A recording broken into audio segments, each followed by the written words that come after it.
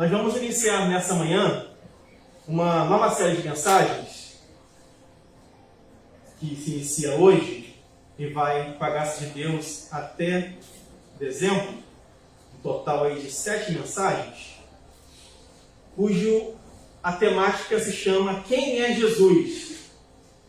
Exposições no Evangelho de João. Ou seja, durante esse mês, os 4 domingos e mais 3 domingos de dezembro, total de 7 mensagens, estarei falando sobre uma doutrina que a gente estuda no seminário e depois a gente vai compartilhando isso com a igreja, porque é importante a gente conhecer a nossa fé, chamada Cristologia.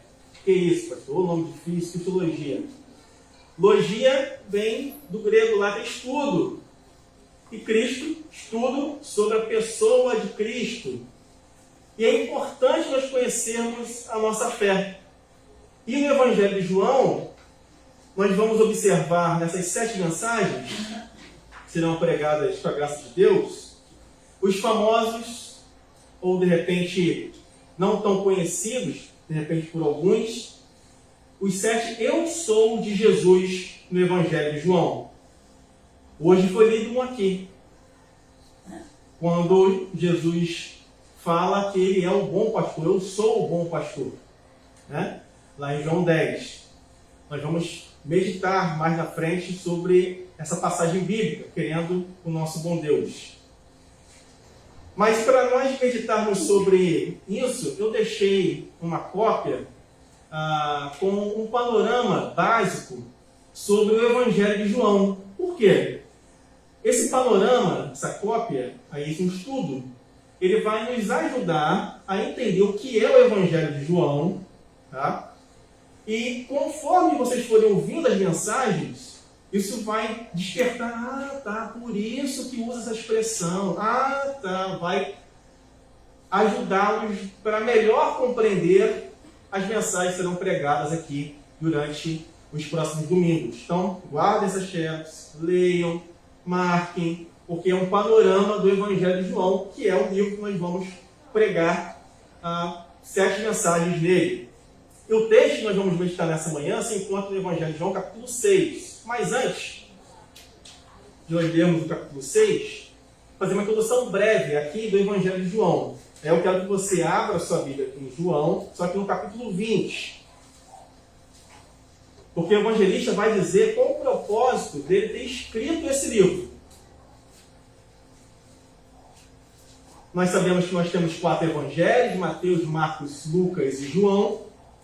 E cada um desses evangelhos tem uma ênfase, tem um público, tem um auditório específico para quem ele está sendo direcionado.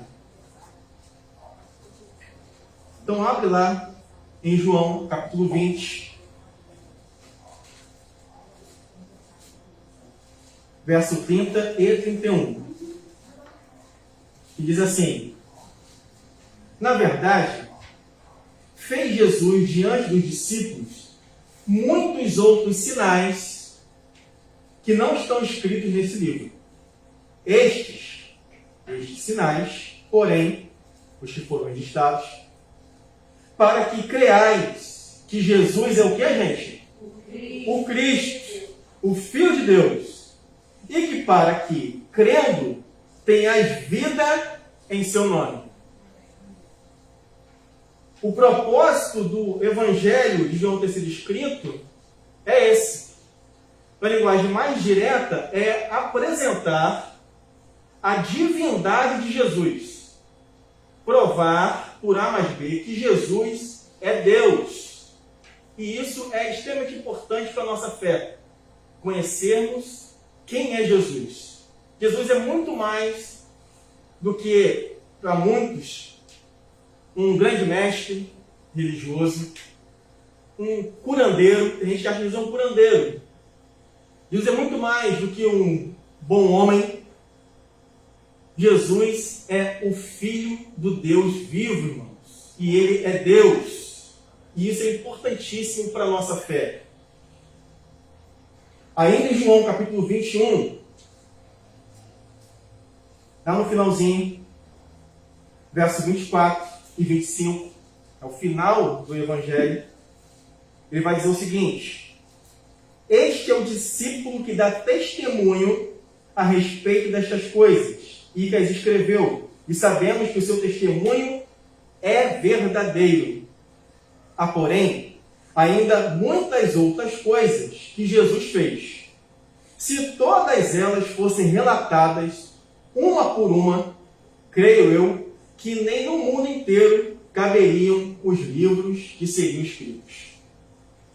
Então percebo, então, nessa introdução do Evangelho de João, que o propósito de ter sido escrito é para apresentar para nós e para os seus leitores que Jesus é Deus. Ele não é apenas um homem comum como outros, mas ele era o Filho de Deus. E que os milagres ou os sinais, que é a expressão que João usa a palavra sinais. Se você lembrar, ler no Evangelho de João essa palavra sinal, lembra do semáforo. Você nunca mais vai esquecer. O sinal, ou uma placa de trânsito, é para apontar alguma coisa. Você olha, é isso. Os sinais descritos no Evangelho de João são para apontar que Jesus era quem ele dizia ser. Essa introdução aqui é importante porque isso vai dar um panorama de todo o livro do Evangelho de João. Todo. Jesus, aqui no Evangelho de João, ele realiza 7 milagres. Só 7. E todos esses 7, com exceção da multiplicação dos pães e dos peixes, ou seja, um total de 6, só estão registrados no Evangelho de João. E todos esses 6 que estão registrados têm um propósito de sinalizar a divindade de Jesus. Por isso a expressão do evangelista de usar a palavra sinal. É para apontar, olha, quando você vê esse sinal, lembre-se de quem nós estamos falando. Está apontando para Jesus, a sua divindade. Ele é Deus, ele não é apenas um homem comum. Ele é um Senhor. Dito isso, nesse evangelho a gente vai encontrar os grandes eu sou de Jesus, em total de 7. O primeiro, eu sou o pão da vida, em João capítulo 6. Eu sou a luz do mundo, João capítulo 8. Eu sou a porta das ovelhas, João capítulo 10, no início. Eu sou o bom pastor, João capítulo 10, verso 11 em diante. Eu sou a ressurreição e a vida, João capítulo 11. Eu sou o caminho, a verdade e a vida, João capítulo 14. Eu sou a videira verdadeira, João capítulo 15. Interessante a gente notar nessa introdução rápida para a gente ir para o capítulo 6 de João. Abre lá, João 6, e deixa lá aí que a gente vai ler os textos. É que podemos dividir o Evangelho de João em 2 grandes momentos. Do capítulo 1 até o capítulo 12, nós entendemos que é uma preparação daquilo que Jesus iria realizar. Que preparação é essa? A sua morte e a sua ressurreição. Do capítulo 13 até o final, nós vamos encontrar o que nós chamamos a paixão de Cristo. É o momento dos lava-pés, é quando ele diz que ele vai enviar um Consolador, que é o Espírito Santo, quando ele vai falar da videira verdadeira, quando ele vai orar junto ao seu Pai e pelos seus discípulos, para que todos se tornem um, em João 17. No capítulo 18 começa o seu julgamento, e no capítulo 19 o seu sepultamento. Do capítulo 1 ao capítulo 12 é a preparação. Jesus está na festa, onde ele faz um casamento, um milagre, e é tudo muito rápido. A gente não tem, às vezes, a noção para a leitura, que a gente passa meio que batido, mas os acontecimentos do capítulo 1 ao capítulo 12 do Evangelho de João são rápidos, num espaço de tempo muito curto. Por quê? O Evangelho de João vai relatar as últimas horas de Jesus, os últimos períodos de Jesus aqui na Terra. E isso é importante para a gente entender por que João usa essa expressão sinal o tempo todo. Mas lá para João capítulo 6, verso 22, que diz assim: hoje nós vamos falar sobre o primeiro eu sou o pão da vida, que diz: no dia seguinte, a multidão que ficava do outro lado do mar, ou seja, Jesus estava no mar de Tiberíades, ele pega um barco, isso começa no capítulo 6, é a festa da Páscoa, ele faz multiplicação de pães e peixes, ok? No capítulo 6, lá no início, ele pega um barquinho e atravessa do outro lado. Uma multidão pega outro barco e vai para o outro lado, seguindo Jesus, por causa dos sinais. Aí ele começa. Notou que ali não havia senão um pequeno barco, que Jesus não embarcara nele com seus discípulos, tendo eles partido sós. Aqui é um negócio misterioso, porque Jesus não entrou no barco, mas ele chegou do outro lado. Provavelmente andando sobre as águas. Provavelmente, o texto não mostra, mas podemos deduzir isso. Entretanto, outros barquinhos chegaram de Tiberíades, perto do lugar onde comeram o pão, tendo o Senhor dado graças. Quando, pois, viu a multidão que Jesus não estava ali, nem seus discípulos, tomaram os barcos e partiram para Cafarnaum, à sua procura. E, tendo encontrado no outro lado do mar, me perguntaram: Mestre, quando chegaste aqui? Ficaram assustados. Ué, você não entrou no barco? Onde você estava, mestre? Respondeu Jesus: em verdade vos digo, que vós me procurais não porque vistes sinais, mas porque comeste dos pães e vos fartastes. Jesus manda uma já, na boca do estômago. Verso 7. Trabalhai não pela comida que perece, mas pelo que subsiste para a vida eterna, a qual o Filho do Homem vos dará, porque Deus, o Pai, o confirmou com seu selo. Dirigiam-se, pois, a ele, perguntando: que faremos para realizar as obras de Deus? Respondeu Jesus: a obra de Deus é esta, que creais naquele que por ele foi enviado. Então lhe disseram eles: que sinal fazes para que o vejamos e creiamos em ti? Quais são os teus feitos? A incredulidade aqui. Nossos pais comeram um maná no deserto, como está escrito: deu-lhes a comer pão do céu. Replicou-lhe Jesus: em verdade vos digo, não foi Moisés quem vos deu o pão do céu. O verdadeiro pão do céu é meu Pai quem vos dá. Mais uma na boca do estômago deles. Porque o pão de Deus é o que desce do céu e dá vida ao mundo. Então lhe disseram: Senhor, dá-nos sempre desse pão. Declarou-lhes, pois, Jesus: eu sou o pão da vida. O que vem a mim jamais terá fome, e o que crê em mim jamais terá sede. Porém, eu vos disse que, embora me tenhas visto, não credes. Todo aquele que o Pai me dá, esse virá a mim, e o que vem a mim, de modo nenhum o lançarei fora. Porque eu desci do céu, não para fazer a minha própria vontade, e sim a vontade daquele que me enviou.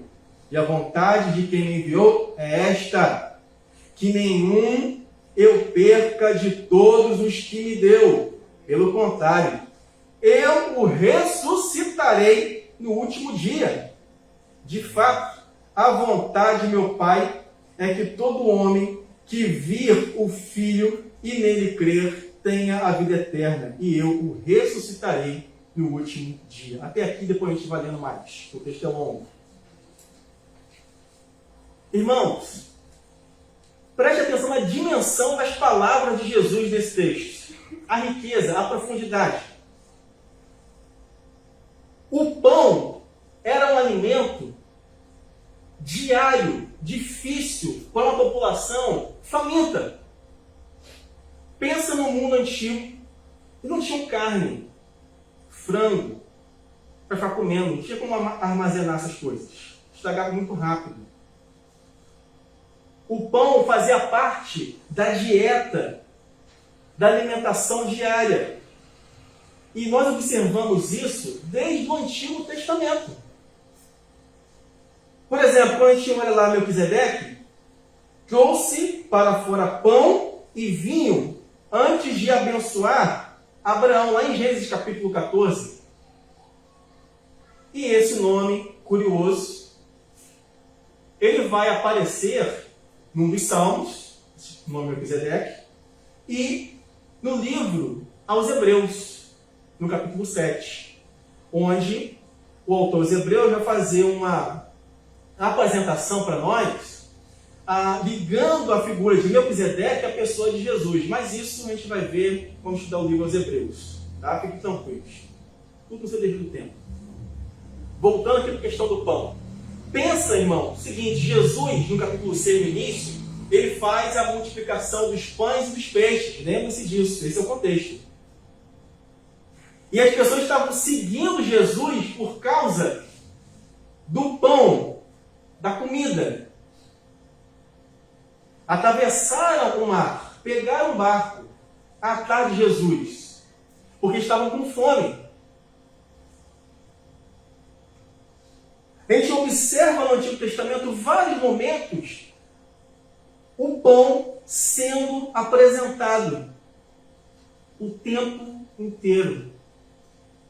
Nós, quando celebramos a ceia, utilizamos o que, irmãos? Pão. Vamos fazer uns links aí na cabecinha de vocês. Do porquê a importância da celebração da ceia. Jesus disse que ele é o quê? O pão. Ele faz o milagre da multiplicação dos pães. E alimenta uma multidão. Só aguçando a mente e o coração de vocês. Porque quando eu lia preparar essa mensagem, eu ficava cada vez mais encantado e maravilhado com isso aqui, irmãos. Tamanha a profundidade e a riqueza que é possível que eu não consiga nem transmitir metade, um terço da profundidade que significa isso aqui na sua vida. Enquanto eu meditava no texto, meditava na palavra, eu ficava, meu Deus, é aquela expressão que eles falam, a gente não sabe nada, irmãos. Um pouquinho que a gente aprende é a graça de Deus. Continuando. Uma outra expressão que aparece sobre pão no Antigo Testamento, Gênesis 21, 14, ao mandar Agar e Ismael embora, Abraão tomou o pão e um odre de água e deu a Agar. A palavra pão aparece de novo.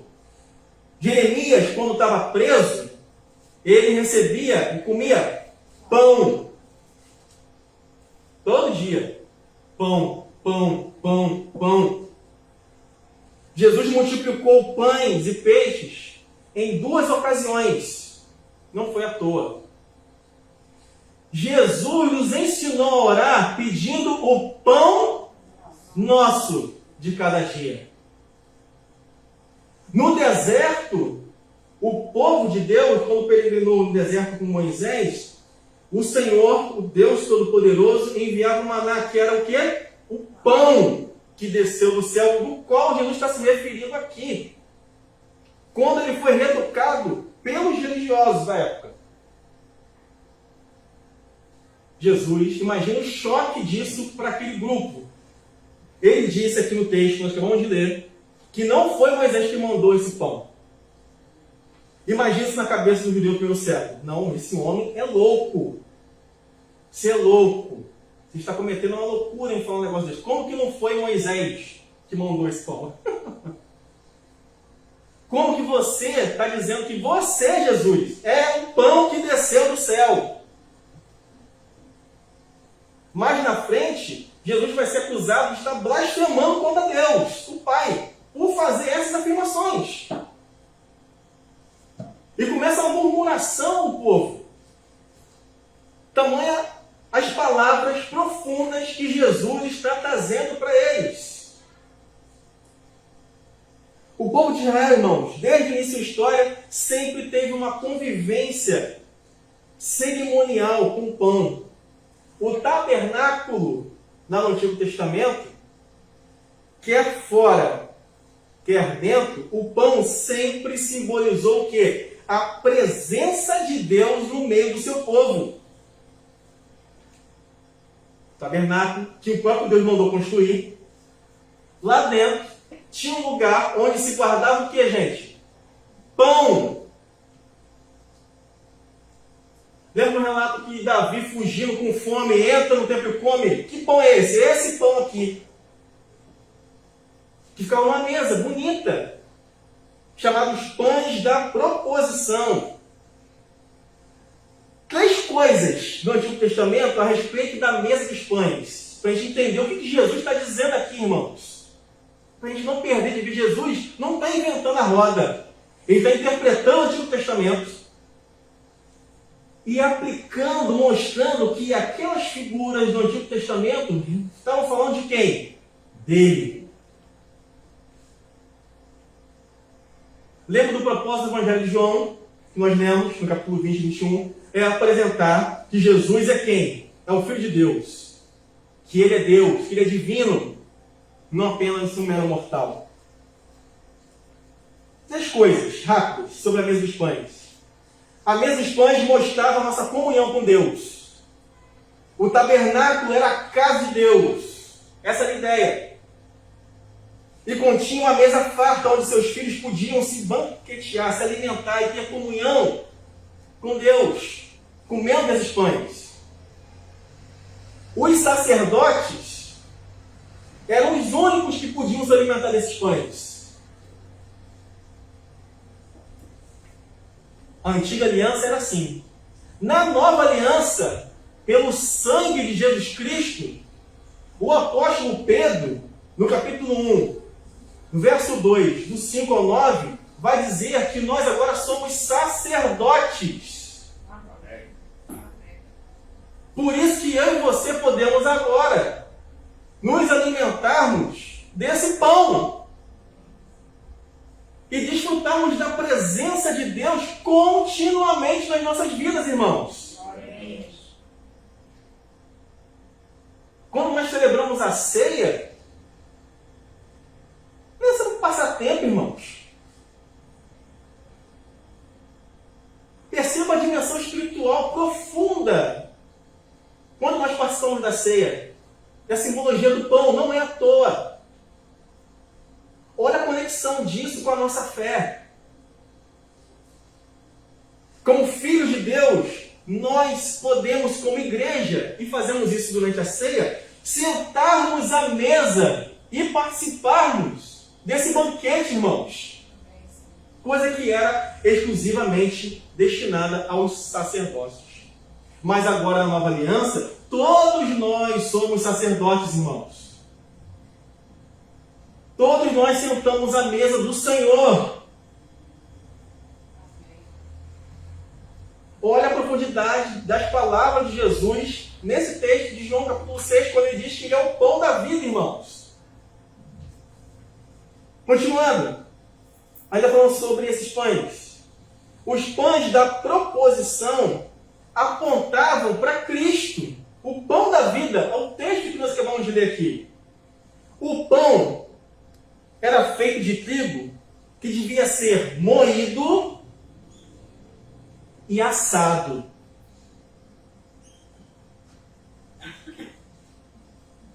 Olha a simbologia disso com o sofrimento de Jesus. Jesus na cruz foi o quê? Moído, irmãos. Ele sofreu na cruz. E esse desenvolvimento vai se desenrolar durante todo o Antigo Testamento. Isaías 53 vai falar muito a respeito disso. Quando vai apresentar aquilo que Jesus iria realizar na cruz do Calvário, de morrer pelos nossos pecados. Ter seu corpo transpassado, moído na cruz do Calvário. O que mais tinha dentro do tabernáculo, onde ficavam os pães da proposição? Incenso. Simbolizava o que para nós? Simboliza o que? Revela o que? A morte de Cristo como tendo um cheiro suave diante de Deus. Efésios 5, verso 2, se quiser abrir aí. Efésios.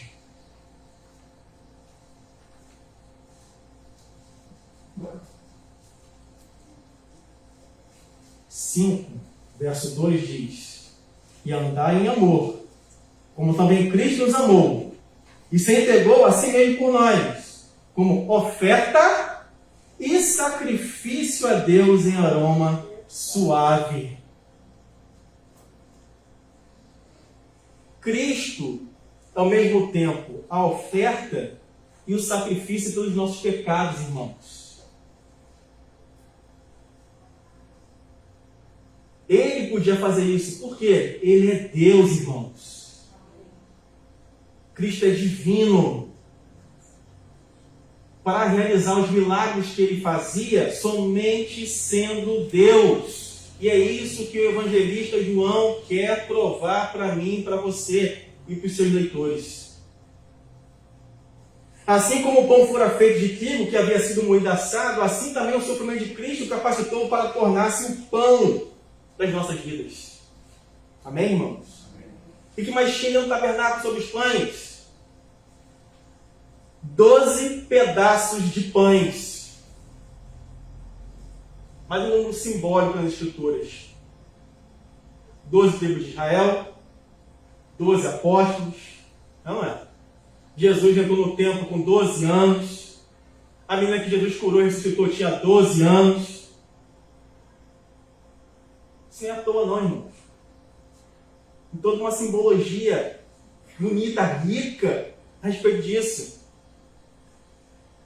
O fato de 12 pedaços de pães simbolizavam para nós as 12 tribos, era isso, os 12 discípulos, e todos os sábados, no Antigo Testamento, esses pães eram consagrados e trocados.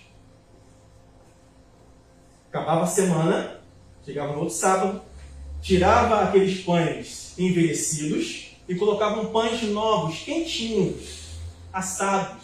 Acabado de sair do forno, quentinho. Quem gosta de pão assim? É bom? Oh, meu Deus. Eu vou avançar aqui porque dá fome. O pão era assado quentinho toda semana. Por quê? Os pães eram sem fermento. Por quê? Pão com fermento passa um determinado tempo, o que acontece com ele? Estraga, irmãos. Apodrece, dá bicho. Qual é a simbologia do fermento nas Escrituras? Imundícia, impureza, pecado. Os pães, que simboliza aqui a própria pessoa de Jesus, não tem pecado, irmãos. Amém? Não tem impureza. Não tem imundícia, não tem sujeira na pessoa de Jesus Cristo. Tem em mim e você. Porque nós todos somos pecadores, irmãos. Somos pecadores. Por isso que os pães não tinham fermento. E toda semana era tocado. Lá em Levítico, capítulo 24, versos 5 a 9, diz assim: também tomarás da flor de farinha e dela cozerás 12 bolos. Cada bolo será de 2 dízimos. E os porás em 2 fileiras. 6, 6. Sobre a mesa pura perante o Senhor. E sobre cada fileira porás incenso puro, que será para o pão, por oferta memorial, oferta queimada e ao Senhor. Em cada dia de sábado, isso se porá em ordem perante o Senhor continuamente, pelos filhos de Israel, por concerto perpétuo. E será de Arão e de seus filhos, que eram da linhagem dos sacerdotes, que eram os que podiam fazer isso, os quais o comerão no lugar santo, porque uma coisa santíssima é para eles, as ofertas queimadas ao Senhor por estatuto perpétuo. O objetivo principal da mesa que estava dentro do tabernáculo, uma mesa mesmo, foi construída e instituída por Deus, para que fosse construída. Ela para servir de apoio para esses pães da proposição, que significa, uma tradução literal, pão da presença. Irmãos, vamos fazer uma conexão disso aqui com as palavras que Jesus disse aqui em João 6. Quando ele falou que é o pão que desceu do céu. É o pão da presença, que era colocado diante de Deus, esses pães da proposição, nessa mesa. Os pães eram substituídos semanalmente e eram dispostos às fileiras. E a ideia é que esses pães fossem tocados sempre. Por quê? A ideia e a aplicação para você nessa manhã é que a presença de Deus desse pão sempre se fará presente na minha e na sua vida em qualquer circunstância, irmãos. Foi dito aqui que o bom pastor dá sua vida pelas ovelhas. Mais na frente ele vai ratificar isso, dizendo que as suas ovelhas o ouvem e o seguem. E ele vai ratificar mais ainda, que das suas mãos, as suas ovelhas, não podem ser arrebatadas, não podem ser tiradas da mão dele, irmão. Porque a presença de Jesus é para sempre na vida do seu povo, irmãos. Jesus nunca vai abandonar você. Ah, mas eu não quero Jesus, eu não quero, ele não vai te abandonar, meu irmão.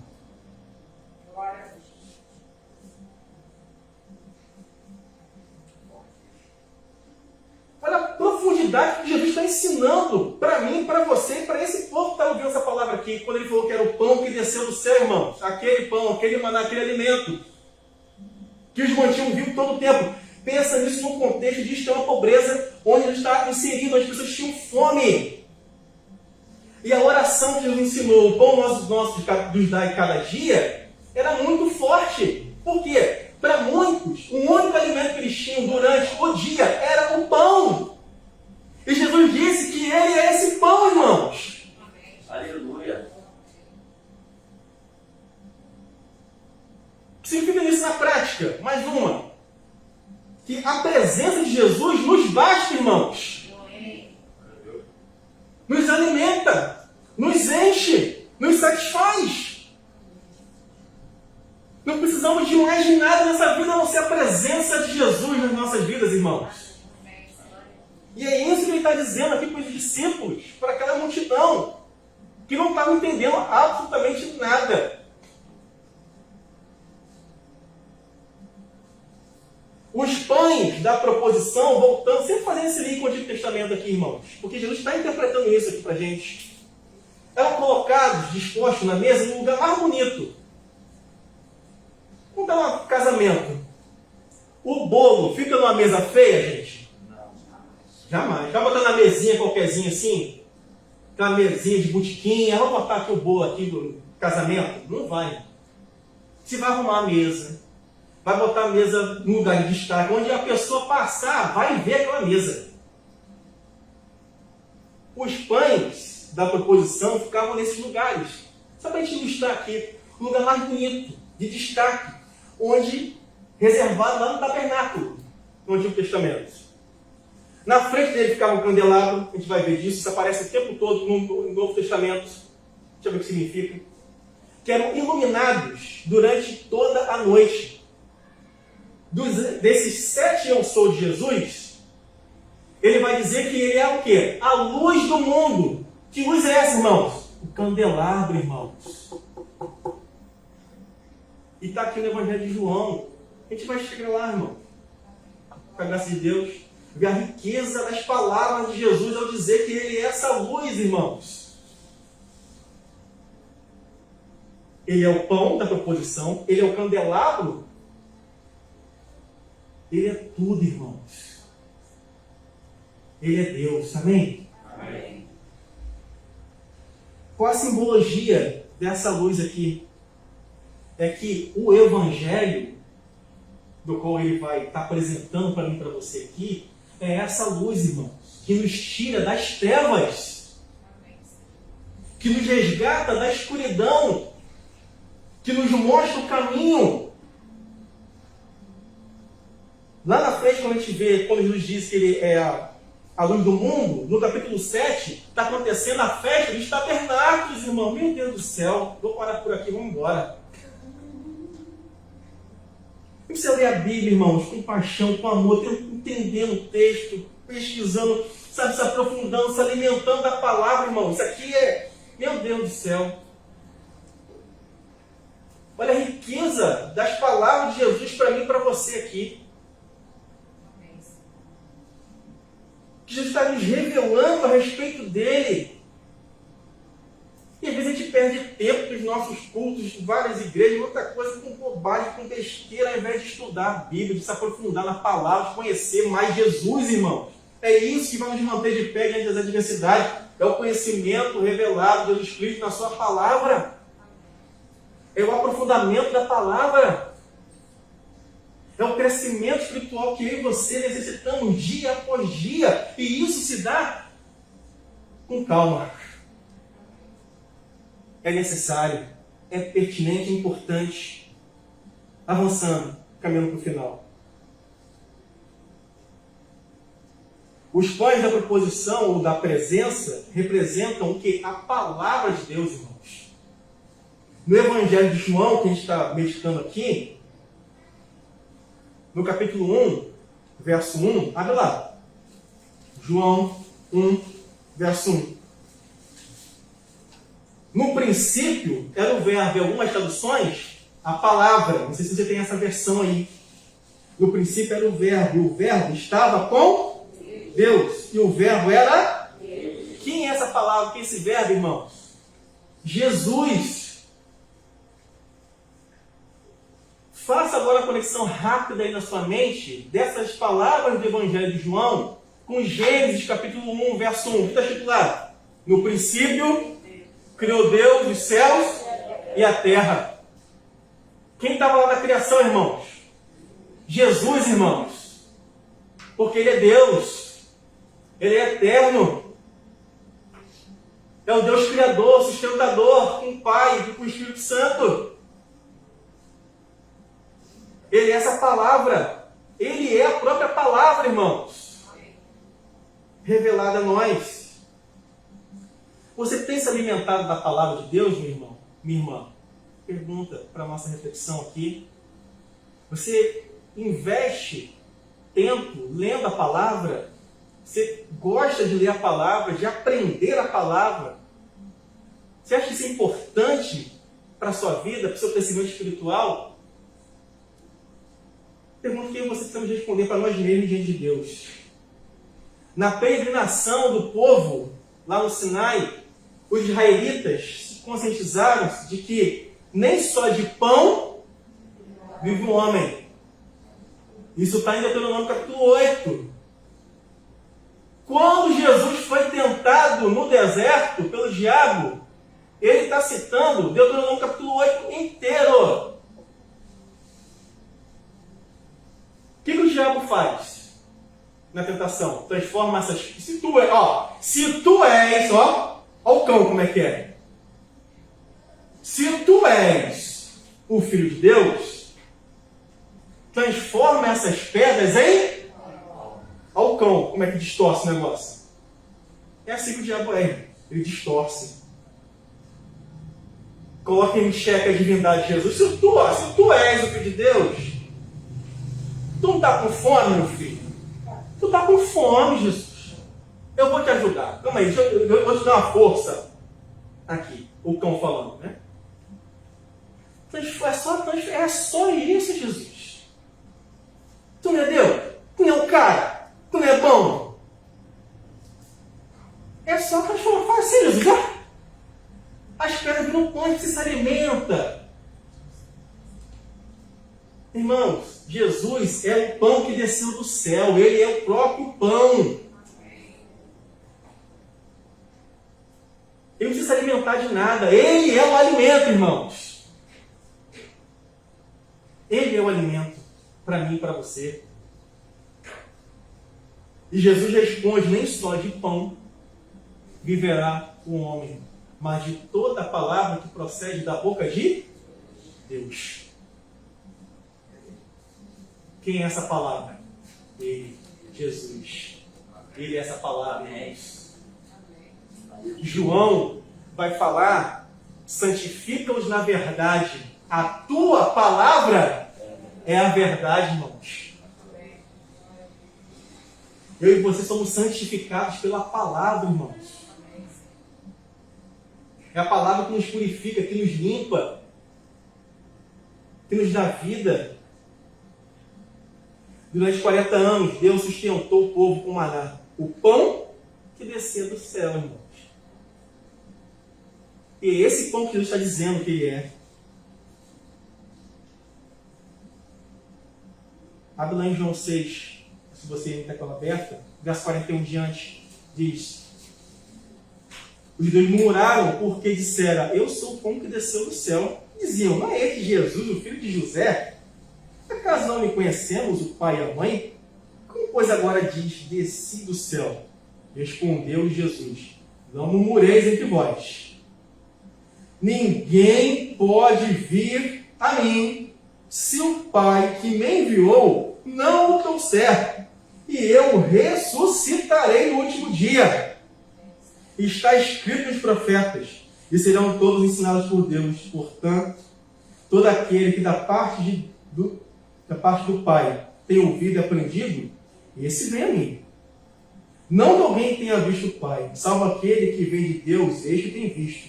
Em verdade vos digo, que quem crê em mim tem a vida eterna, irmãos. Tem, é uma afirmação, uma certeza. Por quê? Que ninguém se aproxima de Deus o Pai se ele, o Filho, não, o Pai não trouxer até Cristo. Ele é o pão que desceu do céu, irmãos. Lá em Deuteronômio capítulo 8, verso 3, diz, e te humilhou, e te deixou ter fome, e te sustentou com maná, que tu não conheceste, nem teus pais o conheceram, para te dar a entender que o homem não viverá só de pão, mas de tudo o que sai da boca do Senhor viverá o homem. Irmãos, pelas todas as fraquezas que o povo de Israel vivenciou no deserto, todas as dificuldades que eles enfrentaram, o Senhor, que começou a boa obra, jamais os abandonaria. Aquilo que Cristo começou na minha e na sua vida, vai terminar, irmãos. Ele não vai nos abandonar, jamais, irmãos. Jamais. Esse é o Jesus que nós servimos, irmãos. Quem é esse Jesus? O pão que desceu do céu. Aleluia. Aquele que nos alimenta com sua palavra. Aquele que morreu, mas ressuscitou o terceiro dia. Infelizmente, muitos, por desconhecerem quem é Jesus, fazem como a multidão. Só vão atrás dos milagres dele. Mas Jesus sabe quem é quem. Jesus conhece os seus. Jesus conhece as suas ovelhas. E das mãos dele, ninguém pode arrebatar, irmãos. Feche seus olhos. Vamos orar nessa manhã. Porque o pão que desceu do céu está aqui, irmãos. No nosso meio, na sua vida. É o Deus Emanuel, o Deus conosco, é o Deus presente. É o Deus real, verdadeiro. Esse é o Jesus que nós cremos e precisamos pregar, irmãos. Com fidelidade, com amor, com gratidão, com graça, com alegria, com fervor. Porque esse é o verdadeiro Jesus Cristo. Não Jesus fabricado por mãos humanas. Um Jesus que se adequa ao meu jeito.